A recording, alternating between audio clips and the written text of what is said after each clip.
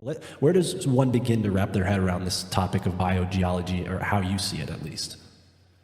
Yeah, well, that term is a term that I appropriated and started to use as a distinction between mainstream geology and the narratives that were told about how stone forms and the kinds of things that I was discovering as I was looking deeper into these subjects and looking at alternative takes on geology and the age of things and how is that determined, and what is the real nature or origin of stone. So biogeology is a term used in science to describe the interaction between the geosphere, earth, plant and animal life, and the lithosphere. So it's like this percolating upward of really small materials that go up into the atmosphere. And it's a very little known branch of science. And so I thought, well, if there's any truth to any of the stuff that I've been sharing on my channel for the last 7 years that has to do with the big trees and the former existence of titanic creatures, rapid petrification, things like petrified organs, which I've touched on a lot on my channel because of discoveries that I personally made.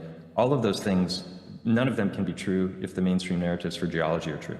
So in order to distinguish between those two, I latched onto biogeology because that's what we're talking about. We're talking about a much closer connection between biological life and stone. And even in the mainstream narrative, except for igneous rock, which is volcanic lava that cools and you can see it coming out of volcanoes, all of the stone that exists, apart from that kind of stone, is said to come from dead plant and animal life. And the way that works is that things die and create layers. And those layers get heavier and heavier, and eventually we get sedimentary layers.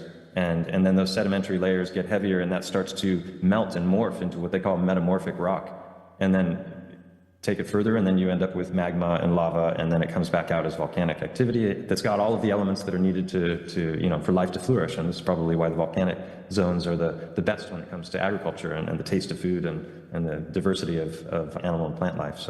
But that's what they call the cycle of petrogenesis. It starts with igneous and then the plant life, and it's this compression under the sea floor with all that weight of water. But they're telling us that these things are taking millions and millions of years to form, and certain layers are said to be hundreds of millions of years old. And I think that based on what I've learned in the last 5 to 7 years, that's not true at all. There are many, many examples of why it's not true. And it begs the question, how old are things and how do they really form? So I think biogeology is a good placeholder term. If geology was accurate, if I'm right about anything, then geology is grossly inaccurate about some pretty major cornerstones.